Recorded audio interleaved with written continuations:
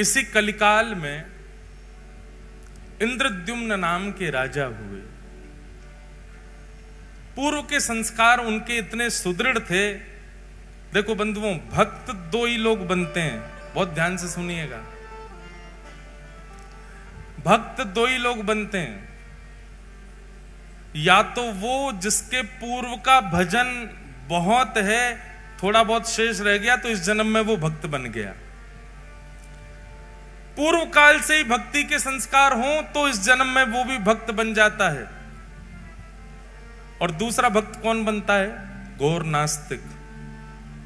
ऐसा ठोकर पड़े, ऐसी झटका लगे जीवन में कि वो भक्त बन जाता है।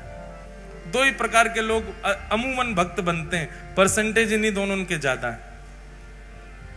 तो इंद्रद्युम्न राजा के पूर्व के संस्कार बहुत ध्यानपूर्वक सुनिएगा। ठाकुर जी ऐसे नहीं प्रकट होते, ऐसे संस्कार हो तब ठाकुर जी आते हैं जीवन में। इंद्रद्युम्न राजा,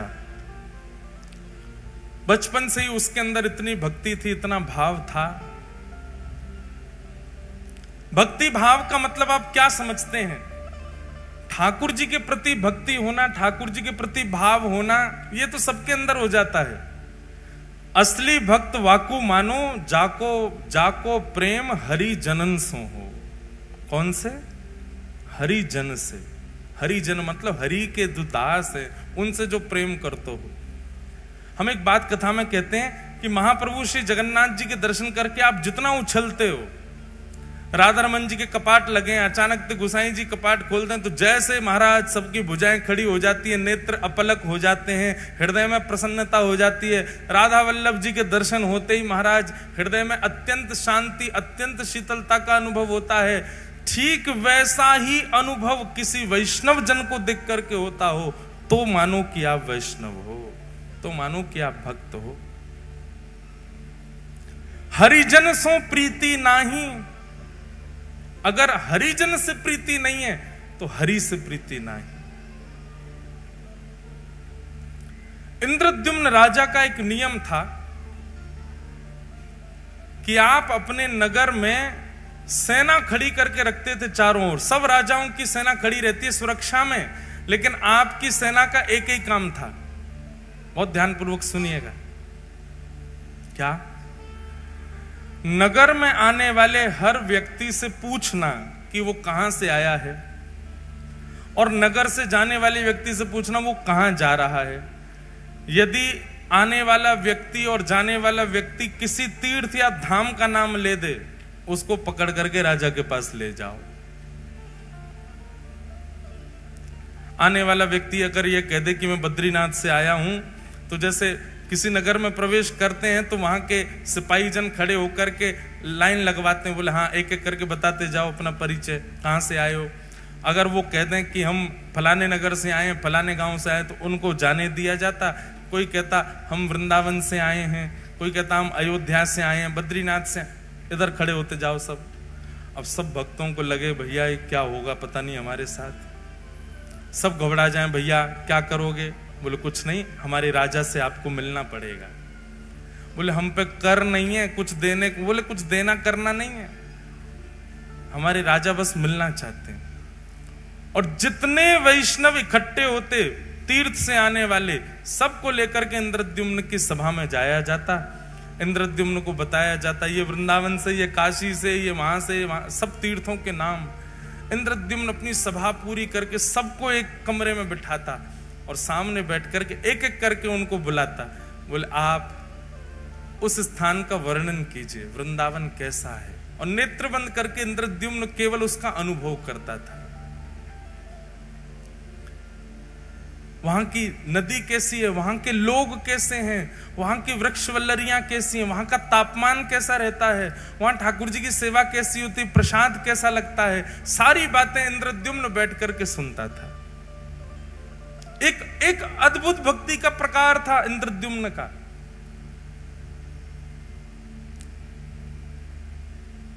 और जब वो अपनी पूरी बात कर देते तो उनको खूब सारा धन धान्य देता, उनके चरण धोता, उनके चरण दल को पीता और कहता अगली बार कभी आप तीर्थ से आओ तो मेरे लिए कुछ प्रसाद लाना।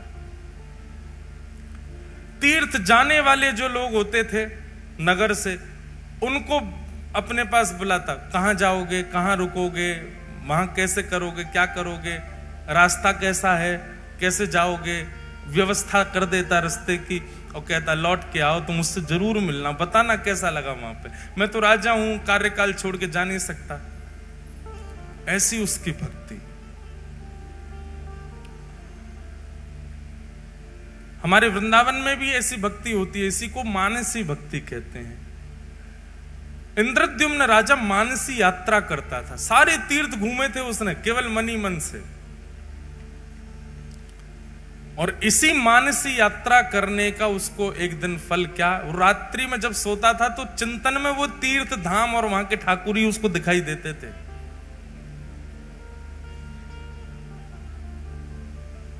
एक दिन ऐसे ही पूछते पूछते पूछते वैष्णवों से, उनके संग बैठ के सत्संग करते करते रात्रि में इंद्रद्युम्न सोए, और जैसे ही सोया स्वप्न में उसको एक पर्वत दिखाई दिया।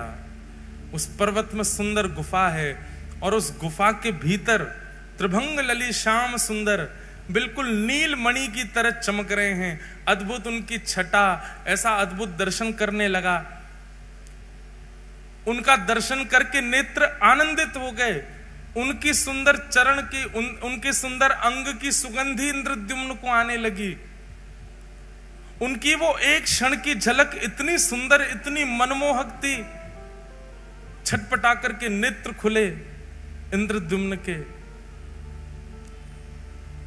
जलपान करने लगा, अपनी छाती को मसलने लगा। ये मैंने कैसा दृश्य देखा, ये कौन थे, ये कहां के ठाकुर जी। मैंने इतने तीर्थयात्रियों से पूछा, पर ऐसा स्वरूप तो किसी ने मुझे वर्णन नहीं किया। अत्यंत व्याकुल हो गया इंद्रद्युम्न। अब तो जो भी तीर्थयात्री आए उनके तीर्थ की चर्चा ना सुन के अपना हृदय का भाव बताता। ऐसी आंख है, ऐसी कमर है, ऐसा मुख है, ऐसे चरण हैं, आपने इनके बारे में सुना, ये कौन है, पर्वत पर रहते हैं। वैष्णव जन कहे नहीं, हमने तो नहीं देखा। अत्यंत व्याकुल हो गया इंद्रद्युम्न। संतों की खूब सेवा करता, बस मन में यही चिंतन था, बस इनका पता मुझे लग जाए, ये कौन है जो मुझे स्वप्न में दिखे। बंधुओं एक बात बताएं, ये इंद्रद्युम्न के साथ हुआ ये तो हमने पढ़ा है, पर प्रत्यक्ष मैंने कई लोगों को सुना भी है। हमारे गिरधर लाल जी के एक आध वैष्णवों के तो मुझे याद है, उन्होंने कभी लाल जी को देखा नहीं, पर उनके स्वप्न में ठाकुर जी जाके उनको दर्शन दे के आ चुके हैं। हमारे वृंदावन राधा रमन लाल जी, कोई व्यक्ति वृंदावन नहीं आया पर उसको स्वप्न में जाकर के पहले ही उसके दर्शन दे के आ चुके हैं। ऐसे ठाकुर जी ने दर्शन दिया इंद्रद्युम्न को। एक दिन रात्रि में सोया, अत्यंत विकल व्याकुल, रोज चिंतन करता ठाकुर जी का। तभी उसके स्वप्न में पुनः वह ठाकुर जी प्रकट हुए, और प्रकट होकर के उन्होंने अपना नाम बताया। हे इंद्रद्युम्न, मैं नील माधव हूं, मैं तुम्हारी भक्ति से बहुत प्रसन्न हूं और तुम पर अनुग्रह करना चाहता हूं। नीलाचल पर्वत पर मेरा निवास है। कुछ आदिवासियों से ही मैं अपनी सेवा कराता हूं, इससे ज्यादा संकेत मैं नहीं दे सकता। तुम स्वयं खोज करके मेरे इस अनुग्रह को स्वीकार करो। इंद्रद्युम्न अत्यंत प्रसन्न हो गया। थोड़े थोड़े संकेत उसको मिल गए थे। इंद्रद्युम्न ने अपने भाई, जिनका नाम था विद्यापति, बहुत ध्यानपूर्वक सुनो, विद्यापति को कहा कि लीलाचल पर्वत है, वहां पर आदिवासी सेवा करते हैं, नीलमाधव भगवान वहां पर विराज रहे हैं, तुम जाकर के उनकी सुध लेकर के आओ, वो ठाकुर जी मुझ पर कृपा करना चाहते हैं। तब विद्यापति नीलाचल पर्वत के पास गए, और वहां जाकर के उन्होंने देखा तो सब कोल भील हैं, सब वन के लोग हैं, आदिवासी हैं और वो सब वहां पर रहते हैं, रह करके कैसे सेवा करते हैं, क्या करते हैं, वो सब का थोड़ा थोड़ा अनुभव करने लगा। तभी एक दिन एक कन्या पर उसकी दृष्टि गई, अत्यंत भोली सीधी कन्या, उसका नाम था ललिता। उन्हीं आदिवासियों के सरदार की वो बेटी थी। विद्यापति ने कहा यदि मैं इसको अपना मित्र बना लूं या इससे कोई संबंध रखूं तो मुझे नील माधव भगवान जल्दी मिलेंगे। एक दिन वंचर जीवों के बीच में जबरदस्ती स्वयं को उसने डाल दिया। वंचर जीव उसको कहीं से खा गए, कहीं से काट गए, कहीं पर अपने नाखून मार गए और पूरे रक्त में रंगित अपने तन को लेकर के वन में पड़ा पड़ा विद्यापति रो रहा था। तभी वो जो आदिवासी थे उनकी पुत्री ललिता वहीं से जल भर के जा रही थी। भगवान देखो कितने पापड़ बेलने पड़ते हैं तब आते हैं ठाकुर जी। हम जामे और वहां पे भी जाके दुकानदार को पैसा देके ठाकुर जी उठा लाते हैं और उसमें भी मोल भाव करते हैं, कम कर, इतने महंगे ठाकुर जी। ठाकुर जी को भी गोद में आके लगती होगी अरे ये पैसा तो को कम लग रहे हैं, पूरा ब्रह्मांड लुटा देगी तो ना खरीद पावेगी मुए, या तो मोल भाव और कर रही है। हमने अभी एक कथा जलंधर में एक बात कही कि भैया किसी व्यक्ति ने मुझसे प्रश्न किया कि महाराज जी हम ठाकुर जी वृंदावन से लेकर के आते हैं या कोई भी लेता है उसका पैसा देते हैं तो मन में ये बात बनी रहती है कि हमने ठाकुर जी खरीदे हैं। हमको पैसे देने से मना नहीं है, हम देना चाहते हैं, पर यह भावना चित्त से जानी चाहिए कि हमने ठाकुर जी खरीदे हैं, उसका क्या करें। हमारे मन में जो आया वो बताया। मैंने कि सुनो, आप उसको ये मत समझो कि आप धन दे करके खरीद के लाए हो। आप ये सोचो ये ठाकुर जी जादना पधारे, जादना रूप बनो, वही दना इनने मुकु चुन लियो। अब ये प्रतीक्षा कर रहे हिसार की वो माता जी कब आएंगी या हिसार के वो भैया कब आएंगे, उनके संग में जाऊंगा। अब आप गए 1 साल 2 साल बाद, ठाकुर जी के बनने के बाद, ठाकुर जी के प्रकट होने के बाद, तो 2 साल तक ठाकुर जी जिसके घर पर रहे उसके यहां से जब अपने ठाकुर जी ले जा रहे हो तो 2 साल वाने आपके ठाकुर जी की रक्षा करी, ठाकुर जी को विराजमान कियो, ठाकुर जी को श्रृंगार दियो, या भाव से वाकू बधाई दे करके आओ कि भैया हम तुमको बधाई दे रहे हैं, तुमने हमारे हृदय के ठाकुर जी अपने पास रखे। और सुनो, वो जितनो बतावे वहां में कछु बढ़ा के दे के आओ, बधाई दे के आओ। और जब जब वृंदावन जाओ, हम अपने लाल जी जिन्होंने हमको लाल जी प्रदान किए, वैष्णव हैं, नाथ द्वार के, ठाकुर जी का स्वरूप ही बनाते हैं वो। उनको हमने मामा जी का संबंध बना रखा उनसे। जब भी जाएंगे नाथ द्वारा उनके यहाँ जरूर जाएंगे, उनको कुछ कुछ भेंट दे के आएंगे, कुछ करके आएंगे, बधाई दे के आएंगे। अभी नाथ द्वारा में उत्सव है तो उनको भी बुलाएंगे, सम्मान करेंगे, भैया हमारे लाल जी के मामा जी हैं। इतने साल तक 5 साल लाल जी उनके पास रहे, 5 साल तक प्रतीक्षा करी उनने, 5 साल बाद पधारे ठाकुर जी। हमारी प्रथम कथा जो द्वारिका में हुई, उस कथा के प्रथम दिन से श्री ठाकुर जी का प्राकट्य होना प्रारंभ हुआ था और 8वें दिन जिस दिन कथा विश्राम हुई, 8 दिन में ठाकुर जी का स्वरूप प्रकट हो गया था। उन्होंने तब से सोच लिया तो जिनकी कथा सुन के ये बने हैं ये उन्हीं के पास ही जाएंगे। 5 साल ठाकुर जी ने प्रतीक्षा की, उसके बाद ठाकुर जी पधारे लाल जी। उनको बधाई देते हैं जब भी जाते हैं। ठाकुर जी ऐसे ही नहीं आते भैया, बहुत श्रम करना पड़े, परिश्रम करना पड़े।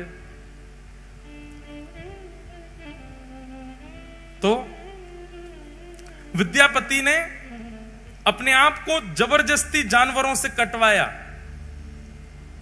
और उस मार्ग पर गिर गया जहां से ललिता रोज जल भर के लाती थी। उसने जब देखा कि ये घायल पड़ा है, तुरंत उसको उठा करके अपने घर ले गई। सब लोग इधर देखो, बहुत ध्यान से कथा सुनो। श्री जगन्नाथ प्रभु कैसे पधारे, कैसे प्रकट भये, उसकी पूरी लीला है।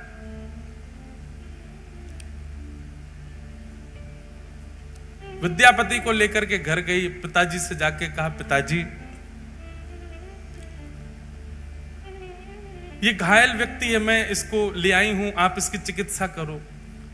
ललिता के पिताजी का नाम था विश्ववसु। आज भी श्री जगन्नाथ जी की रथ यात्रा में विशेष सेवा उसी वंश की है।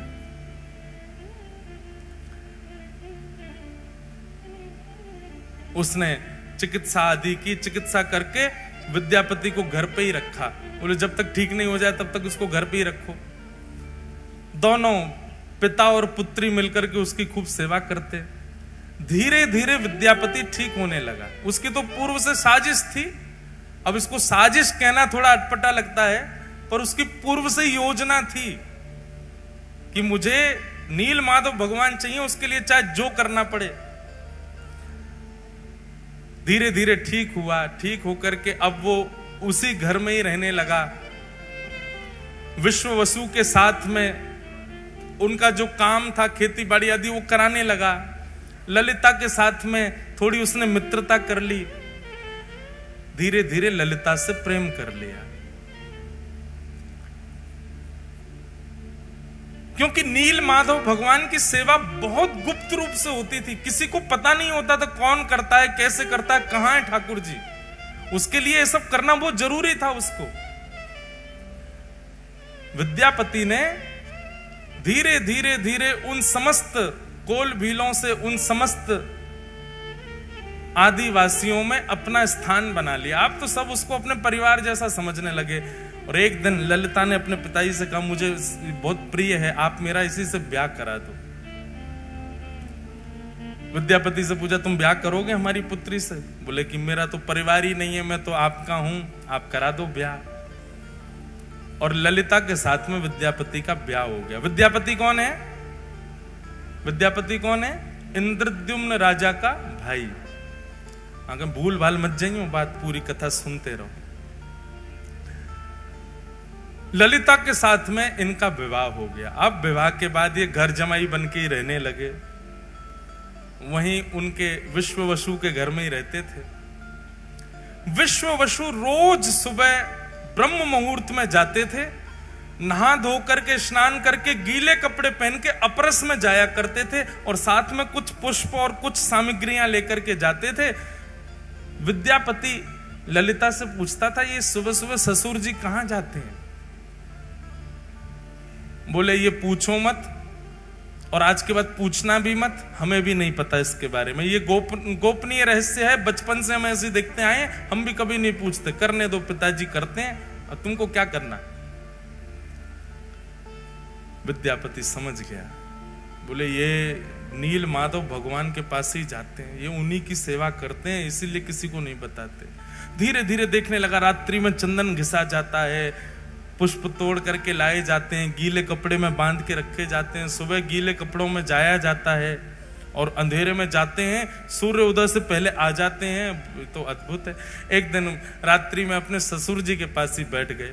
अब तो प्रेम भाव बहुत ज्यादा ही हो गया था, पुत्र की भांति विद्यापति हो गया था। अपने ससुर जी के पैर थोड़े थोड़े दबा रहे थे, और तो दबाते दबाते धीरे धीरे पूछा, आप पुष्प किसके लिए तोड़ के लाते हैं? ये रोज रात्रि में आप चंदन किसके लिए घिसते हैं? पिताजी आप सुबह ब्रह्म मुहूर्त में कहां जाते हैं? पुत्र मोह में आकर के, और पुत्र मोह से भी ज्यादा होता है जमाई मोह। जमाई तो पुत्र से भी ज्यादा प्रिय लगता है। तो धीमे से प्रसन्न होकर के, देखो अब तो तुम हमारे घर के सदस्य हो, किसी को बताना मत, और तुम तो हमारे प्रिय हो, मुझे तुम पे बहुत भरोसा है, मेरी पुत्री तुमने स्वीकार की, किसी से कहना नहीं। नीलाचल पर्वत है, और लीलाचल पर्वत पर नील माधव भगवान विराजते हैं। वे प्रत्यक्ष ठाकुर जी हैं। वो चलते फिरते सारी लीलाएं होती हैं उनकी, पर उनके दर्शन का अधिकार केवल मुझको है, और मेरे बाद मैं जिसको चाहूंगा उसको होगा। विद्यापति ने कहा तो आपके तो कोई पुत्र है नहीं, तो दर्शन आपके बाद किसको होगा फिर? आप क्यों ना ये सेवा मुझे भी दे दो। पहले तो विश्ववसु ने मना किया, नहीं नहीं नहीं, मैं नील माधव भगवान से पूछूंगा, वो जैसी आज्ञा करेंगे वही होगा, ऐसे में तुमको लेके नहीं जा सकता। लेकिन रोज रोज यही बात करने से एक दिन विश्ववसु ने मन में सोचा कि ठीक है, तुम्हारी इतनी इच्छा है, मैं तुमको ले तो चलूंगा, लेकिन याद रहे आंख पे पट्टी बांध के मेरे साथ चलना पड़ेगा, ताकि तुम मार्ग ना देख पाओ। कहीं तुम योग्य नहीं हुए, नील माधव भगवान को तुम प्रिय नहीं लगे, और कहीं तुम बिना उनकी अप्रियता के वहां पहुंच गए तो ठाकुर जी का अंतर ध्यान ना हो जाए। इसलिए दर्शन कराऊंगा, लेकिन प्रतीक्षा करना, ठाकुर जी को जब तुम प्रिय लगोगे तभी उनकी सेवा में जा सकोगे। और अगले ही दिन आंखों पर पट्टी बांधी विद्यापति के, और उसके ससुर जी विश्ववसु उनको लेकर के जा रहे। लेकिन विद्यापति तो इसी बहाने, इसी चतुराई से आया था कि उसको नील माधव भगवान चाहिए। उसने रात्रि में ही एक पोटली में खूब सारी राई भर ली। राई समझते हैं, सरसों के दाने, वो भर लिए, और भर करके उसमें एक सुई का छेद करके उसको अपनी कमर पर बांध लिया। और कमर पर बांध के दूसरे दिन पिताजी ने रुई लगाई, रुई के ऊपर पट्टी बांधी, पट्टी बांध के हाथ पकड़ करके ले गए। वो नीचे से उसने पोटली थोड़ी सी दबाई, उसमें से राई निकलने लगी। चला गया पर्वत के ऊपर, दुर्गम मार्ग पार करके नीलाचल पर्वत पर गुफा में पहुंचे। और गुफा में जाकर के नील माधव भगवान की सेवा आदि करने के बाद कहा कि अब मैं तुम्हारी पट्टी खोलूंगा, एक क्षण देखना, दर्शन करके फिर पट्टी बांध लेना। और जैसे ही उसकी पट्टी खुली, सामने नील वर्ण के श्री नील माधव भगवान मंद मंद मुस्कुरा रहे हैं, कटाक्ष कमल नेत्र हैं, सुंदर ठाकुर जी का वपु दिखने लगा। दर्शन हो गए। दर्शन करते तुरंत पट्टी बांधी, बोले चलो अब वापस यहां से, ताकि मार्ग ना पता कर ले। वापस लाग रहे, अब देखो तुमको दर्शन हो गए, अब नील माधव भगवान आज्ञा करेंगे तो तुमको सेवा मिलेगी, नहीं तो ऐसे ही रहो।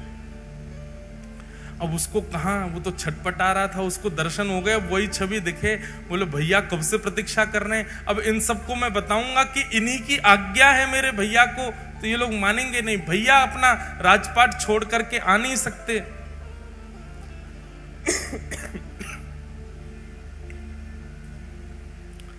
विद्यापति ने कुछ दिन प्रतीक्षा की।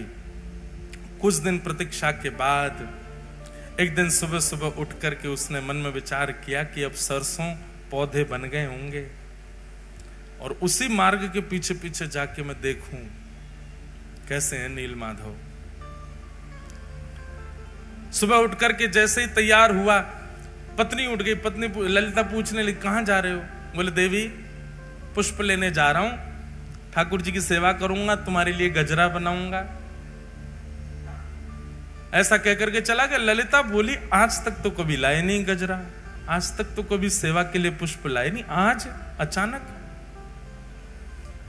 अब वो तो सरसों के पौधे देखते देखते देखते मार्ग उसने पता कर लिया, तो उसी के पीछे पीछे ललिता उसके पीछे पीछे चल दी, और वो छुप छुप करके देखती हुई जा रही है, जा कहां रहा है। तभी वो नीलाचल पर्वत के ऊपर चढ़ने लगा, पीछे पीछे ललिता भी चली गई। जैसे ही गुफा में पहुंचे, नील माधव भगवान खड़े हैं सामने।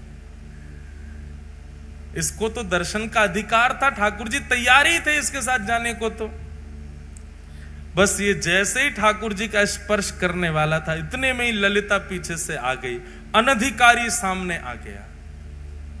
और अनधिकारी के आते नील माधव भगवान वहां से अंतर ध्यान हो गए। और जैसे नील माधव भगवान अंतर ध्यान हुए, रोने लगा। बोले मैंने कितना सब बनाया था ठाकुर जी को ले जाने के लिए, आदि आदि सब बातें हुई। ललिता ने जाकर नीचे पूरे आदिवासियों में बात फैल गई, सब विश्ववसु को पकड़ करके बंदी बना लिए, उसको छल कपट किया तुमने हमारे साथ, आदि आदि। हमारे ठाकुर जी अंतर ध्यान हो गए, हमारे साथ जो किया सो किया, ठाकुर जी चले गए हमारे। हम तुझे दंड देंगे। बोले कि मुझे दंड दीजिएगा, लेकिन मुझसे पहले आप एक बार राजा इंद्र करके व्यवस्थित करवाना और सुंदर किसी कारीगर से मेरा विग्रह स्वरूप बनवाना। कारीगर वो ही बनाएगा जैसा रूप मैं चाहता हूं प्रकट करना, इसलिए उसको कुछ बताने की आवश्यकता नहीं। बस कारीगरों से कहना कि वे अपनी कला से बनाना शुरू करें, क्योंकि मेरे रूप को वही बना पाएगा जिसको मैंने चुना होगा। इसलिए तुम केवल समुद्र के तट पर जाकर के तीनों काष्ठों को इकट्ठा करो। तब जो तिथि समय भगवान ने बताया था उसी तिथि समय पर गए, जाकर के देखा तो 3 काष्ठ बहते हुए, 3 दारू मतलब लकड़ी बहती हुई समुद्र में से आई, और उन तीनों को इंद्रद्युम्न राजा ने अपने पूरी सेना से उठवाने का प्रयास किया, पर कोई हिला नहीं पाया। उठाना तो बहुत दूर की बात। तब नील माधव भगवान की, जिन्होंने अनन्य सेवा, अनंत सेवा की, विश्व वसु को ही पुनः बुलाया गया, और उन्होंने आकर के चंद लोगों ने उठाया तो वो दारू ब्रह्म अपने आप उठ गए और ले जाकर के उनको गुंडीचा की रानी के महल में रखवाया। इंद्रद्युम्न राजा ने दुनिया के श्रेष्ठ से श्रेष्ठ कारीगरों को बुलाया। ये लकड़ियां हैं 3, और आपको इनसे स्वरूप, कैसा स्वरूप बना, बोलो जैसा तुम्हारा मन करे वैसा बनाओ। वर्णन आता है कि महाराज बड़े से बड़े कारीगर आ गए, छेनी हथौड़ा रख करके स्वरूप निर्माण करना चाहें, पर वो छेनी हथौड़ा चलावें तो जैसे मानो ऐसा लगे लोहे पर चला रहे हो, चिंगारियां निकलती हैं, पर एक एक रत्ती भर भी उसमें छिद्र नहीं हो पाता। बड़े बड़े कारीगर अपने छेनी हथौड़ा टूटे हुए राजा इंद्रद्युम्न के सामने रख देते, क्षमा करो भगवान हम नहीं बना पा रहे।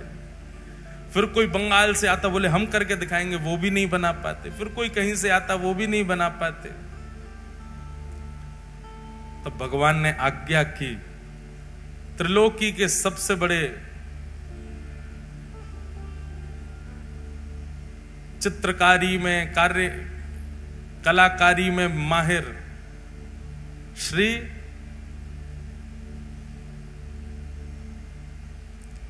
विश्वकर्मा जी को, बोले आप जाओ और जाकर के मेरा वही रूप प्रकट करो जो नारद जी के चित्त में विराज रहा है।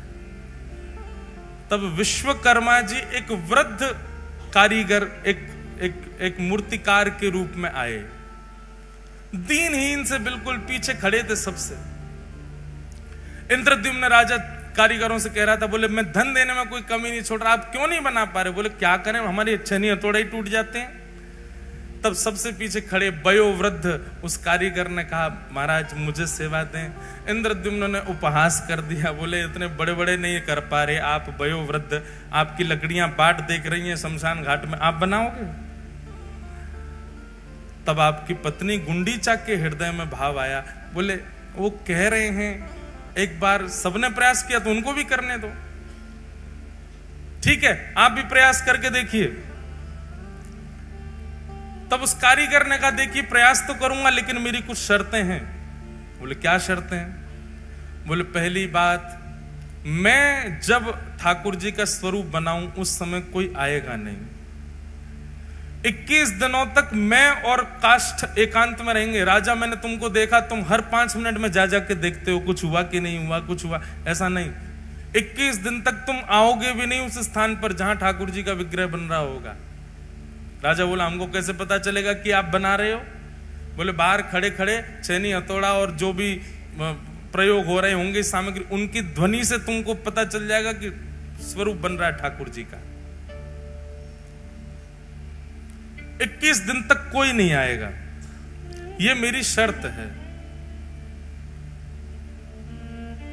राजा ने बात मान ली और यहां विश्वकर्मा जी ने बनाना प्रारंभ किया ठाकुर जी को। बनाते बनाते बनाते बनाते 15 दिन बीते और 15 दिन तक रोज आवाज आती थी भीतर से, कुछ ना कुछ क्रिया चल रही है। 15 दिन तक इतना उतावला इंद्रद्युम्न दिन रात कान लगा के सुनता ही रहता था। हाँ ठाकुर जी बन रहे हैं, मेरे ठाकुर जी बन रहे हैं। अगर नहीं बन रहे होते तो पहले दिन ही आ जाते, छेनी हथौड़ा लेके नहीं बन रहा। इतने सारे कारीगर सब निरस्त हो गए, इनसे बन रहे हैं, इसीलिए तो अभी तक चल रहा है काम भीतर। 15 दिन तक अत्यंत आनंदित इंद्रद्युम्न तो उत्सव की व्यवस्था करने लगा, बोले मेरे ठाकुर जी प्रकट होने वाले हैं। 15 दिन व्यतीत हुए, 15 दिन बाद ही महाराज भीतर से आवाज आनी बंद हो गई। आवाज आनी जैसे ही बंद हुई, पूरा दिन सुनता रहा, आवाज नहीं आई। थोड़ी और प्रतीक्षा करी, आवाज नहीं आई। उसके चित्त में शंका उत्पन्न हुई कि बहुत वयोवृद्ध हैं, कहीं ऐसा तो नहीं बनाते बनाते पधार गए हों भीतर ही, मेरे ठाकुर जी अधूरे रह जाएं। सबने कहा, बोले उनकी शर्त है, मना किया उन्होंने, बोले तो कब तक नहीं खोलूं मैं ठाकुर जी बनी नहीं रहे, एक दिन पूरा प्रतीक्षा कर ली मैंने। अरे भाई ठाकुर जी कहीं अधूरे रह गए हो, वो पधार गए हो भीतर, फिर क्या होगा? अरे कोई और कारीगर आके आगे कार्य कर लेगा। किसी की ना मान करके गुंडीचा और इंद्रद्युम्न ने जैसे ही द्वार खोला, द्वार खोल करके देखा तो छेनी हथौड़ा नीचे रखे हैं। वो जो कारीगर थे वो वहां थे ही नहीं, और सामने जैसे ही देखा जन्म वेदी है वो, जहां ठाकुर जी 7 दिन विराजमान होते हैं रथ पे जाकर के, उसको जन्म वेदी कहते हैं, गुंडीचा के महल में। उस जन्म वेदी के ऊपर जैसे ही देखा है, तभी क्या पाया, 3 विग्रह ही 3 रूपों में विराजमान हैं।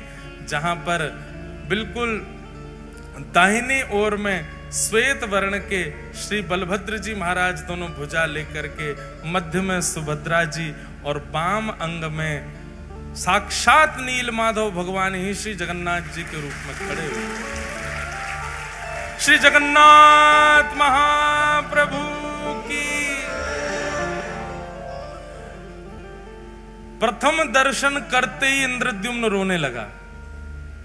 हाय नाथ, ये कैसा स्वरूप, भुजा भी नहीं बनाई पूरी, पेट भी अधूरा छोड़ दिया, अरे नेत्र भी नहीं। मैं पहले ही मना कर रहा था कि उसको मत लाओ, वो तो वृद्ध है। अरे ये बीच में स्वरूप, इनके तो हाथ ही नहीं है, पैर ही नहीं है, ये कैसा स्वरूप बना दिया। तुरंत मूर्छा आई इंद्रद्युम्न को, और मूर्छा आते ही ठाकुर जी ने पूरी द्वारिका लीला उनको दिखा दी। बोले ये स्वरूप सामान्य नहीं है इंद्रद्युम्न, ये मेरा प्रेम विगलित स्वरूप है। पूरे विश्व में मेरे अनेक अनेक रूप होंगे, पर ऐसा रूप एकमात्र पूरे भारत में, पूरे ब्रह्मांड में, पूरे त्रिलोक में यदि कहीं होगा तो केवल और केवल तुम्हारे पास नीलाचल पर्वत पर होगा, और कहीं नहीं। भगवान त्रिभंग लली गोलोक धाम में भी हैं, ठाकुर जी धनुष बाण लेकर के साकेत धाम में भी हैं, शंख चक्र गदा पद्म धारण करके वैकुंठ में भी हैं और पृथ्वी पर भी हैं। पर श्री जगन्नाथ तो केवल और केवल पृथ्वी पर हैं और कहीं भी नहीं, केवल इस भूमि पर। महाप्रभु जी ने आज्ञा की, ये मेरा स्वरूप है, और ये स्वरूप मेरा प्रेम के कारण प्रकट हुआ है। इंद्रद्युम्न, अब तुम मेरा मंदिर निर्माण करा करके मेरे स्वरूप को विराजमान कराओ, और विराजमान करके मेरी सेवा प्रारंभ करो, ये मेरा ही स्वरूप है। तब इंद्रद्युम्न के हृदय में जो दोष उत्पन्न हो रहा था, जो भाव उत्पन्न हो रहा था, ये कैसा स्वरूप, वो भाव, वो दोष, वो दूर हो गया। पूरे जगन्नाथपुरी में, पूरे लीलाचल पर्वत पर महाराज श्री क्षेत्र में उत्सव मनने लगा। इंद्रद्युम्न ने भव्य मंदिर का निर्माण कराया, और भव्य मंदिर में जाकर के महाप्रभु श्री जगन्नाथ विराजमान हुए। बोलो जगन्नाथ भगवान की जय। महाप्रभु श्री जगन्नाथ विराजमान हुए। और कल फिर मैंने इसके आगे की कथा सुनाई थी। इंद्रद्युम्न राजा ने अपनी राज पदवी का त्याग कर दिया, और राज पदवी का त्याग करने के बाद अपना संपूर्ण जो खजाना उसका था वो सब भगवान की सेवा में अर्पित कर दिया। गुंडीचा,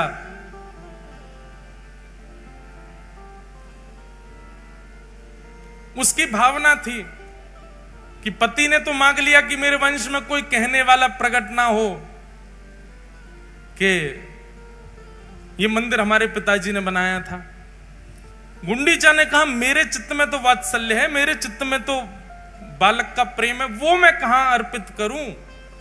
तब महाप्रभु जगन्नाथ जी ने वचन दिया, तुम्हारी पति की मनोकामना पूरी होगी कि वंश आगे नहीं बढ़ेगा, और तुम्हारी मनोकामना पूरी होगी कि तुम्हारे पुत्र रूप में मैं ही रहूंगा। और मां, मैं आपको वचन देता हूं, मैं जगत का कल्याण करने के लिए यहां पर आया हूं, इसलिए साल भर तो मैं सबको दर्शन दूंगा, पर साल में 7 दिन के लिए रथ पर आरूढ़ होकर के मैं नित्य गुंडीचा आया करूंगा।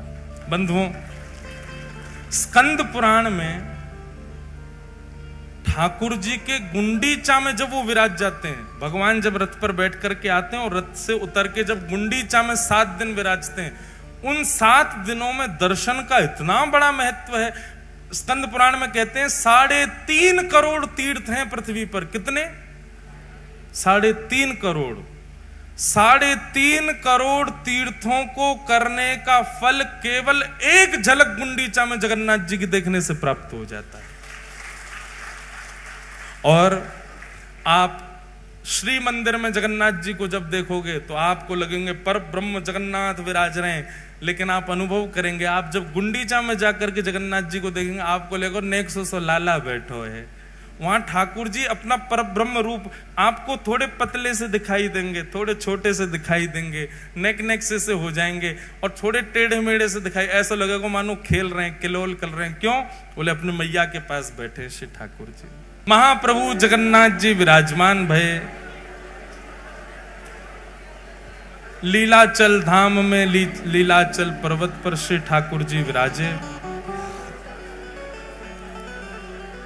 अब आप लोग जल्दी शांत हो तो हम 10 मिनट और कहें, नहीं तो फिर विश्राम करें। बिल्कुल शांति।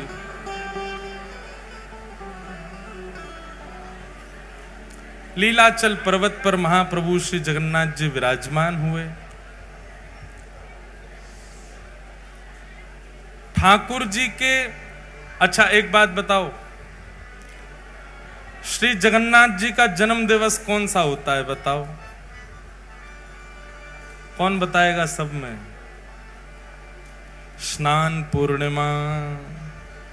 स्नान पूर्णिमा जो होती है, जिसको चंदन यात्रा भी कहते हैं, स्नान पूर्णिमा श्री महाप्रभु जगन्नाथ जी का प्रादुर्भाव दिवस है। और ठीक उसके 15 दिन बाद ही ठाकुर जी रथ यात्रा के लिए निकलते हैं।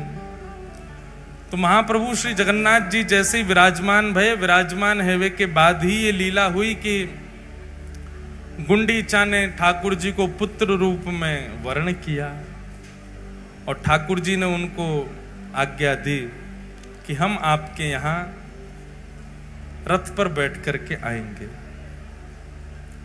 और ठाकुर जी की फिर उसके बाद सर्वप्रथम रथ यात्रा हुई। ठाकुर जी रथ में आरूढ़ होकर के गुंडीचा के लिए गए। अब यहां रथ का बहुत सुंदर वर्णन है, बहुत विस्तृत वर्णन है। रथ कैसे बनता है, रथ का स्वरूप क्या होता है, रथ में क्या क्या भावों का प्रयोग होता है, कौन कौन सी वस्तु रथ में लगाई जाती हैं, कितने प्रकार के लोग रथ का निर्माण करते हैं। और जैसा रथ का निर्माण पहली बार हुआ था, तब से आज तक रथ वैसे ही बनता है जैसा परंपरानुगत पहली बार बना था।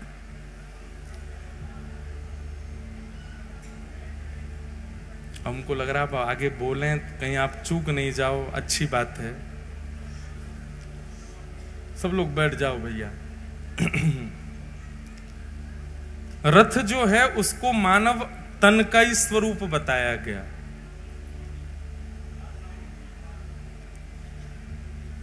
रथ बनना प्रारंभ कब से होता है पता है आपको? वसंत पंचमी।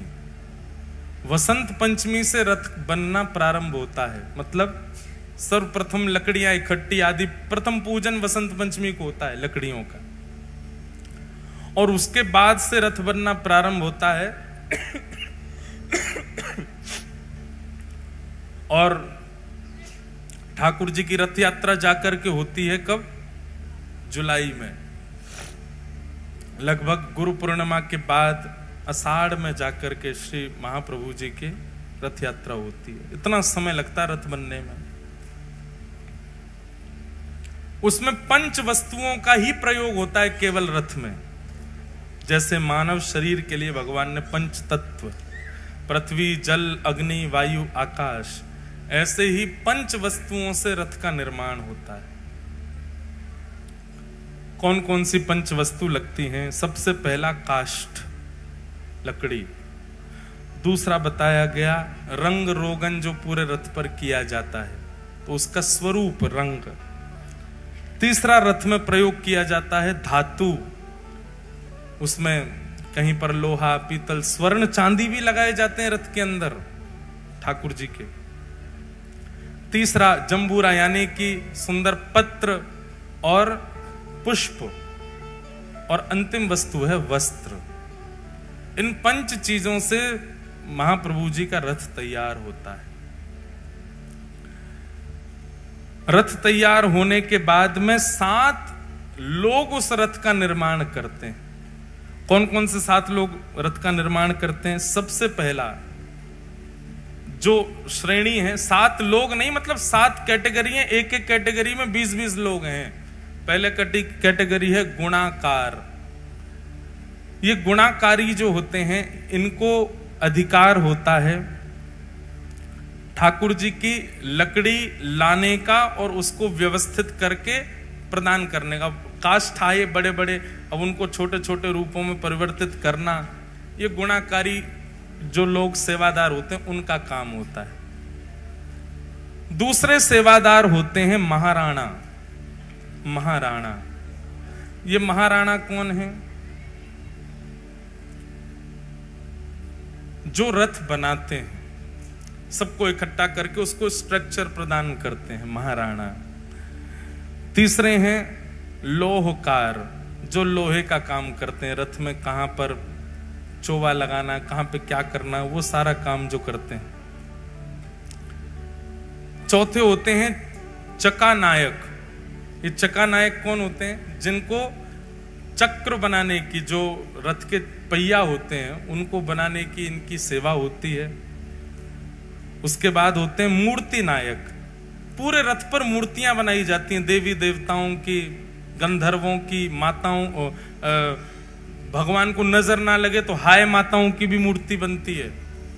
कई सारी मूर्तियां तो संसार को दिखती नहीं है, वो भीतर होती हैं। उनका भी निर्माण बहुत बहुत उच्च ढंग से रथ का निर्माण किया जाता है। ऐसे नहीं होता बस चक्का लग गए बैठ गए ठाकुर जी।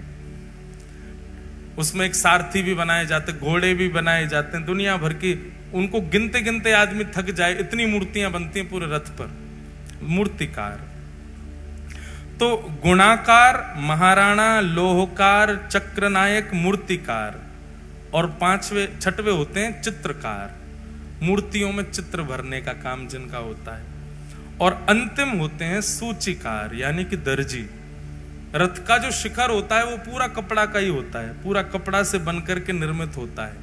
हमारे श्री गिरधर लाल जी का भी रथ यहाँ पर आया हुआ है, वो भी वहीं से बनकर के आया है।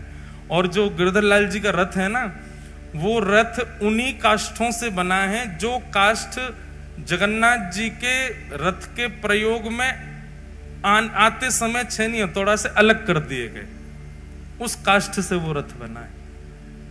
जो काष्ठ रथ में प्रयोग हुआ, तो जो बच गया शेष, उससे वो रथ बना है श्री गिरधर लाल जी। तो इस प्रकार रथ तैयार होता है पूरा। 7 प्रकार के मजदूर लगते हैं, 5 प्रकार की सामग्री लगती हैं, और तब जाकर के रथ का निर्माण होता है। हम बस इतना निवेदन करना चाह रहे हैं कि जब रथ के निर्माण की खबर पूरे भारत में फैलने लगी, तो फैलते फैलते ये खबर पहुंची कहां? गोस्वामी तुलसीदास जी के पास। जब गोस्वामी जी पधार गए, भगवान के आने के तो बहुत समय बाद गोस्वामी जी का प्रादुर्भाव हुआ, पर जब गोस्वामी जी ने श्री जगन्नाथ जी के बारे में सुना और जगन्नाथ जी के रथ का वर्णन जब उन्होंने सुना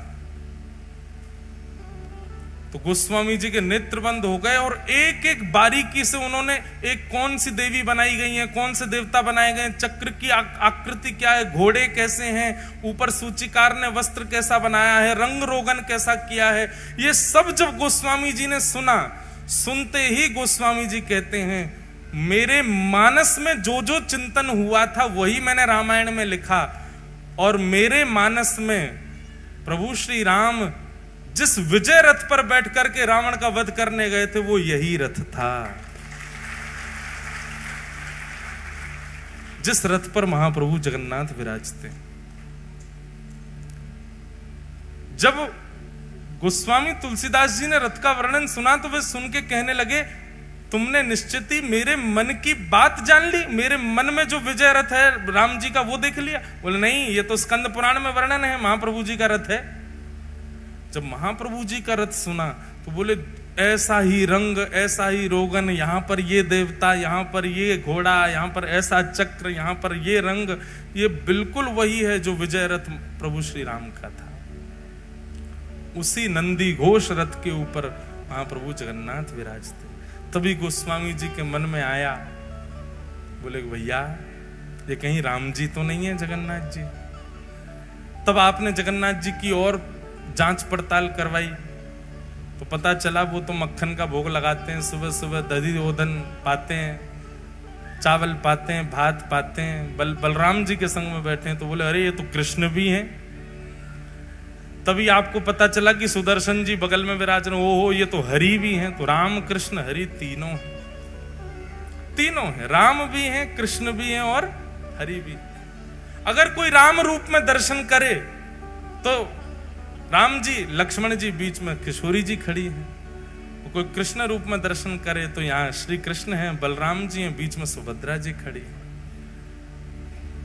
और हरि रूप में दर्शन करें तो नारायण हैं, साथ में शेषनाग हैं और मध्यस्थ विराजमान लक्ष्मी स्वरूप है। तो राम भी हैं, कृष्ण भी हैं और नारायण भी हैं, तीनों का एक कार्य रूप यदि कोई है तो वो जगन्नाथ जी। आपने श्री जगन्नाथ जी को देख लिया तो मतलब साकेत, वैकुंठ और गोलोक धाम तीनों का दर्शन हो गया, जगन्नाथ जी के दर्शन। गोस्वामी तुलसीदास जी महाराज उतावले हो गए, बोले कि मैं तो देखूंगा इनको। गोस्वामी जी गए जगन्नाथपुरी। जैसे ही जगन्नाथपुरी गए, जगन्नाथपुरी में जाकर के सबसे पहले तो आपने वहां के लोगों को देखा। क्या देखा? हरि हरि बोलो, हरि हरि बोलो, हरि हरि बोलो, मटक मटक करके नाच रहे हैं महाराज। गोस्वामी जी महाराज देख करके सीधे भोले भाले सब घूम रहे हैं, सबको देख के बड़े प्रसन्न हो गए, बोले वाह भैया। गोस्वामी जी महाराज जैसे मंदिर में प्रवेश करने लगे, पंडा पुजारी सब ने पकड़ लिए। गोस्वामी जी बोले लाओ दक्षिणा दो। गोस्वामी जी बोले पहले ठाकुर के तो दर्शन करो, बोलो वो बाद में होंगे, पहले दक्षिणा दो। गोस्वामी जी का मन हो गया खिन्न सा, बोले कि कलयुग है यहाँ तो भारी लूट रहे हैं, बताओ।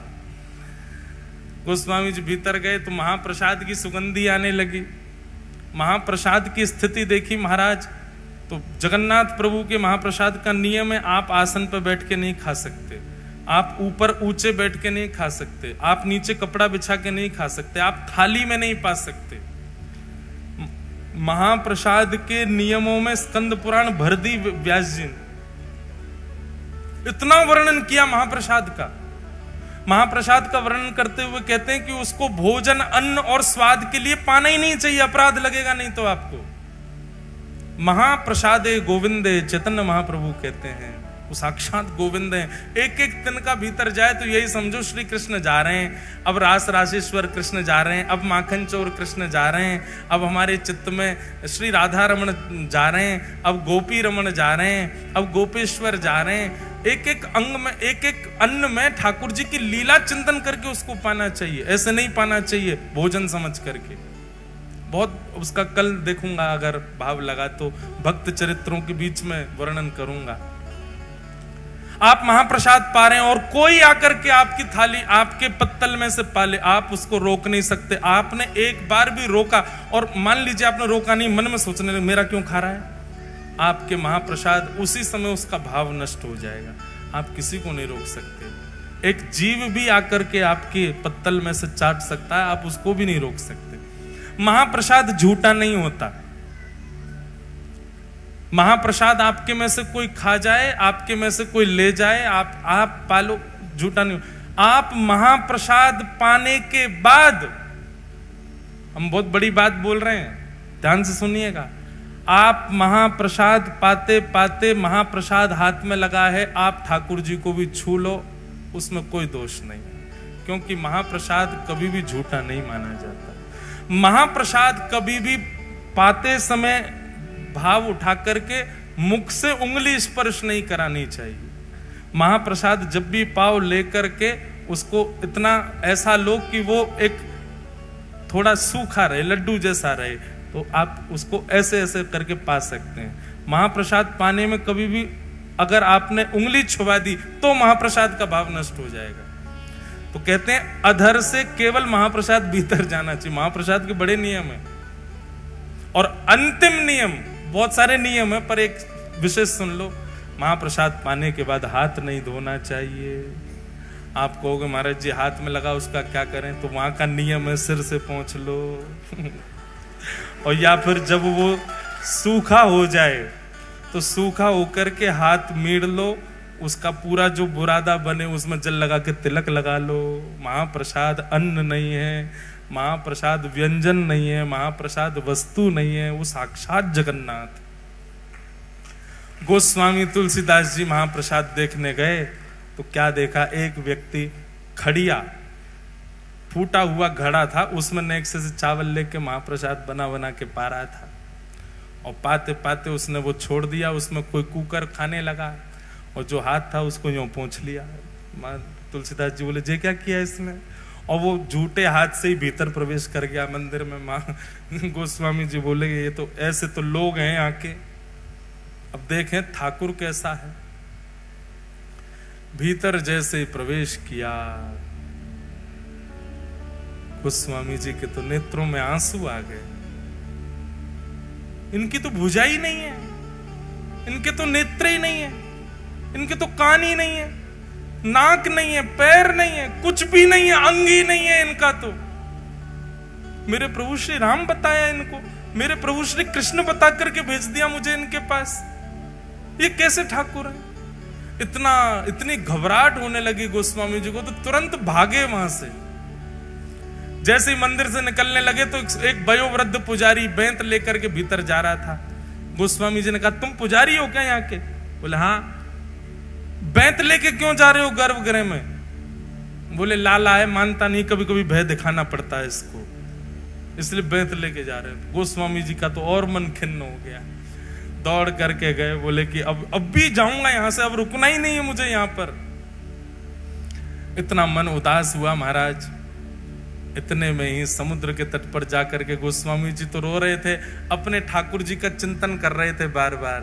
कैसा स्वरूप है, नव कंज लोचन कंज मुख कर कंज पद कंजारुणो श्री रामचंद्र कृपालु भज मन हरण भव भयदार। अरे नाथ, मेरे चित्त में दोबारा प्रकट हो जाइए। नव कंज लोचन, कंज कहते हैं कमल, कमल जैसे नेत्र हैं। नव कंज लोचन कंज मुख, कमल जैसा मुख है। पद कंज, पैर भी कमल जैसे।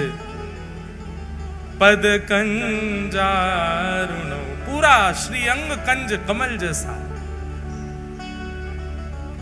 इतने में ही नेत्र खोल करके देखा तो सामने वही जगन्नाथ जी प्रकट हो गए, बिना हाथ पांव बारे। गोस्वामी जी कहने लगे नाथ ये कैसा रूप है? बोले खुद वर्णन करते हो और हमसे पूछ रहे हो? बोले मैंने कहां वर्णन किया? बोले मानस जी में किसने लिखा है, बिन पग चलहि सुनहि बिन काना। फिर क्या आगे, बिन निज कर्म करहु विधि नाना, बिना हाथ के सारे काम करता है, बिना कान के सुनता है, बिना नेत्रों के देखता है, बिना पैरों के चलता है। जाओ जाकर के मानस जी में चौपाई मिटा दो, क्यों लिखा आपने ऐसा? गोस्वामी जी के तो नेत्र सजल हो, हो नाथ नाथ नाथ क्षमा करो भगवान, मैं आपके भाव को पहचान नहीं पाया, आप मेरे लिए ऐसे बन के आए। ठाकुर जी बोले, मैं रूप तो अपने भाव से धारण करता हूं, पर मेरे रूप से ना जाने कितनों के भाव पूर्ण होते हैं। गोस्वामी जी, आपने मानस जी में ये जो भावना लिखी है ना, ये मेरे जगन्नाथ रूप की भावना है। मेरे भुजा नहीं है, पर फिर भी एकमात्र जगन्नाथपुरी ऐसा है जहां पर ठाकुर जी का महाप्रसाद कभी सामने नहीं रखा जाता। जो महाप्रसाद हम पाते हैं वो ठाकुर जी के सामने नहीं पधराया जाता। तो भगवान का गर्भगृह, उसके बाद में एक और सभा हॉल है, उसके बाद गरुण स्तंभ, गरुण स्तंभ के बाद भोग मंडप है, वहां ठाकुर जी का भोग रखा जाता। बीच में तो दर्शनार्थी खड़े रहते हैं, भोग मंडप में सामग्री रखते हैं और यहां से ठाकुर जी पाते। बोले कैसे पा रहे हैं? बोले भुजा है ना, ठाकुर जी ऐसे ऐसे करके पाते हैं, ऐसे ऐसे लेके पावे वहां से। सब दर्शनार्थियों के ऊपर से हाथ ले जाकर के ठाकुर जी पाते। एकमात्र, अरे विचित्र ही है श्री जगन्नाथ जी की सब लीला। ऐसे महाप्रभु श्री जगन्नाथ धराधाम पर इंद्रद्युम्न पर कृपा करके इस प्रकार प्रकट हुए।